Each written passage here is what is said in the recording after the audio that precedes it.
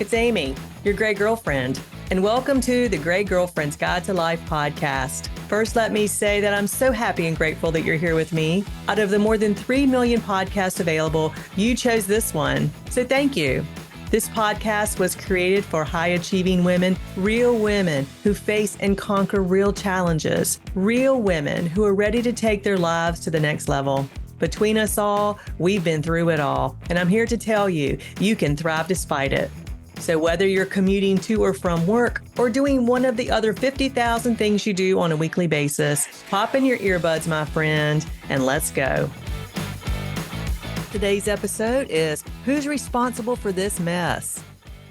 Responsibility is one of those words we hear all the time, but it can be kind of tricky. When someone says, I'm responsible for you, or I'm responsible to you, it sounds similar, right? But actually, those little prepositions for and to make a huge difference in what's really going on. If you grew up in a family where things were messy, and by messy I mean dysfunctional behavior ranging from mild to batshit crazy, you might have learned to take on way more responsibility than you should have. You have been led to believe that you had to make everyone else happy. Spoiler alert, that's a heavy load for anyone to carry. So let's first talk about what it really means to be responsible for someone versus being responsible to someone, and how confusing the two can really mess up your life. And then we'll talk about how to make big changes by choosing the right preposition. So what's the big deal? Responsible for versus responsible to. At first blush, the difference between the two might sound like splitting hairs, but when you think about it deeply, it's really not. When you're responsible for someone, it means that you're in charge of their well-being. You're the one who has to make sure that they're okay, that they're safe, or that they're happy. Think about a parent taking care of a baby. That's a perfect example of being responsible for someone. The baby can't feed or dress itself, so the parent is responsible for those things. The same holds true with a pet. You're the one who has to make sure the pet is okay, well fed, safe, and happy. This kind of responsibility is real and necessary when someone truly depends on you. But being responsible to someone is different. It means that you're accountable for how you treat them and how you show up in the relationship. You're not in charge of their feelings or their happiness. You're just responsible for your own actions toward them. For example, you're responsible to a friend to be honest and supportive. If you're an employee, you're responsible to your boss to do your job well. If you are the CEO of the company, you're responsible to your employees to provide safe working conditions, competitive wages, and an environment that fosters professional growth and development. And you, as a CEO, are also responsible to the firm's clients to deliver the agreed upon products or services when you say you will deliver them. This kind of responsibility respects both people's independence and sets a healthy tone. Why is this so important?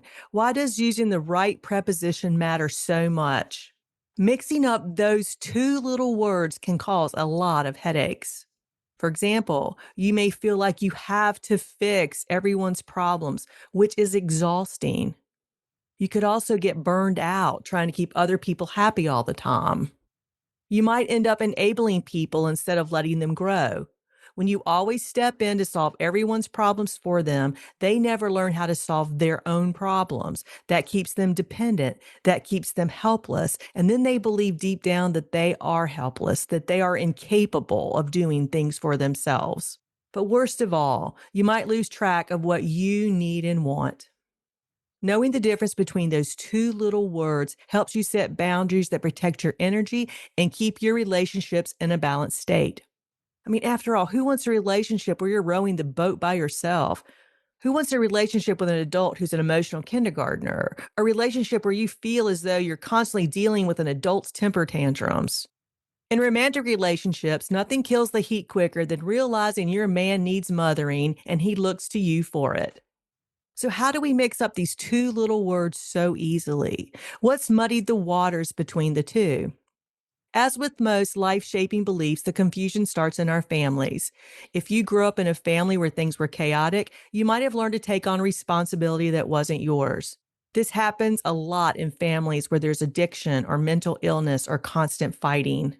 So, what does this confusion look like? Maybe you had to be the adult for your parents or your siblings, even though you were just a kid yourself. If so, that's called parentification. You took on the role of the parent.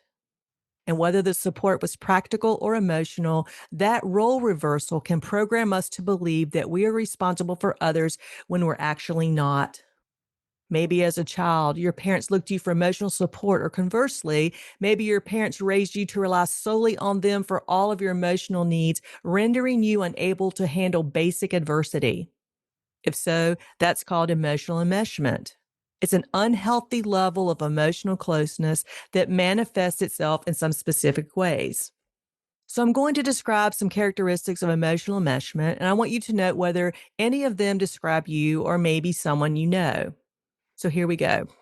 Maybe you don't have a strong sense of self, a strong sense of who you are. Maybe you depend on others for validation. Maybe you can't function well alone. Maybe you have a difficult time acting alone and having a healthy level of independence within a relationship. Maybe you're unable to act or think separately from your family without feeling as though you're betraying them. Or maybe you don't engage in activities for their enjoyment, but you habitually look to do what others want to do. All of these are characteristics of emotional enmeshment. Next, I'm going to describe what I'll call glaring red flag examples of enmeshment. Some of these may sound crazy to some of you, but for some of us, they are spot on. We know or have known people who perfectly fit these descriptions. Ready? Here we go. Ever known a mother to call her son's ex girlfriend to ask why she broke up with him? I had a friend years ago who did that. Or ever met someone who can't make a simple decision without first consulting her parents? I'm talking about adults here. I knew someone just like that too. Or a family member who takes it personally when someone else in the family moves away. Yeah, I knew someone like that. Or a parent who relies on her child for support through her divorce. And yes, sadly, I had a client who did that to her daughter. These are all real examples of emotional enmeshment. So we've talked about parentification and emotional enmeshment, but there's another one most of us will easily recognize, and that, my friend, is guilt trips. If you grew up feeling as though love and approval depended on how well you kept everyone in your life happy, then you, my friend, were guilt tripped. When you grow up having to parent your parents, or when your emotions are tied to another's emotions, or if you were manipulated through guilt, when that's your childhood, it's easy to believe that you're responsible for other people's happiness and problems, even as an adult. So, how does this play out in your adult life? Well, here's a few questions. Do you find yourself saying yes to everything, even when you're overwhelmed? Are you constantly trying to please other people to avoid conflict? Do you feel guilty when you say no or put your needs first? Do you attract relationships where you're the fixer or the caretaker? If so, chances are, my friend, you believe you are responsible for the adults in your life instead of being responsible to them. And while you're currently in a tough cycle, the good news is that you can change it. So, how do you change it? How do you start taking back healthy responsibility in your adult relationships? Well, there's a simple way to start, and it involves 4 steps. So, here's step one. Notice when you're taking on too much. Ask yourself, am I trying to fix something that's really not my problem? Do I feel anxious when someone else is upset, like it's my job to fix it? Am I ignoring my own needs to keep someone else happy? Step two, remind yourself of the difference between being responsible for someone and being responsible to someone. Gently remind yourself, I'm only responsible for my own actions and feelings. I'm responsible to others to be kind and honest. I'm not responsible for other people's happiness or choices. Step three, set boundaries that feel good to you. This might mean saying no without feeling guilty. It might mean speaking up for what you need, even if it's uncomfortable. It might mean letting others face the consequences of their own choices. Now, this one can be tough when the adult you're attempting to caretake or fix is your adult child. You think you're shielding them, but you're actually crippling them. You're keeping them small and dependent. Letting them face the consequences of their own choices is essential for their emotional development and for yours. Boundaries aren't about shutting other people out. They're about protecting your space so you can be your best self. And step four, get support. Take responsibility for your own mental and emotional health. It's okay to share what you're going through with a good friend, but don't dump it on your friends. Don't make it their problem. The problem is yours to solve, and you can do it with the right help. And if you want to feel better quickly, try RTT. Rapid Transformational Therapy, better known as RTT, quickly gets to the root of that negative thought and limiting belief that makes you believe that you are responsible for the happiness of the adults in your life. In the meantime, do you need the words to say? If so, here are a few. Let's say you have a friend who is struggling. You want to help your friend, but you're stressed out and tired. Try saying this: I'm here for you, and I believe you'll get through this. By saying this, you're being responsible to your friend and that you will listen and you will be there to remind her that you believe in her. But you won't be taking on the responsibility for her happiness or for solving her problems. Let's say your parent is demanding. They want you to drop everything and take care of their needs, even though they are perfectly capable of taking care of themselves. Try saying, I love you, but I can't be available all the time. Let's find a schedule that works. By saying this, you're being responsible to your parent and that you are treating them with respect and you are communicating clearly, but you're not taking on the responsibility for meeting all their emotional needs, especially if it drains you. Let's say at work, you're overloaded. You keep on taking extra tasks to keep everyone happy. Try saying this: I'm at capacity right now, but maybe I can help you with this next week. By saying this, you're being responsible to your boss and to your team. You are doing your job well and you are communicating clearly, but you're not taking on the responsibility for managing everyone else's workload or their feelings.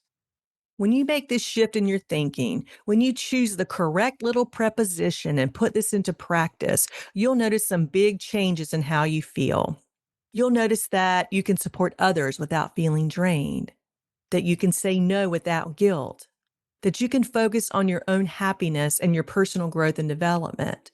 You can build relationships based on respect and dignity and not obligation. The late Wayne Dyer said, relationships based on obligation lack dignity, and I have found this to be true. There is no dignity in relationships where you feel obligated to solve other people's problems and put everyone else's happiness before your own. It's not about being selfish, my friend. It's about being emotionally healthy. Remember, you can't pour from an empty cup. I'm wishing you peace and plenty of patience with yourself as you practice using the empowering preposition for. Until next time, this is Amy, your great and powerfully prepositioned girlfriend. Hey, it's Amy. Did you know that what we tell ourselves about ourselves impacts every decision we make? Every decision. So if you're feeling stuck in any aspect of your life, RTT can help. Want to know more? Go to amyblairlawson.com or click on the calendar link in the show notes to schedule your complimentary 30-minute consultation. Oh, one last thing. I can't forget the legal stuff. You know what I'm talking about. The language a lawyers write that I have to read to you. Well, here it goes. This podcast is for educational and entertainment purposes only. While I am a rapid transformational therapy practitioner, a certified divorce financial analyst, and a licensed investment advisor, this podcast is not intended as a substitute for a private session or a consultation. Got it? All right. Until next time, wishing you peace and plenty of all good things.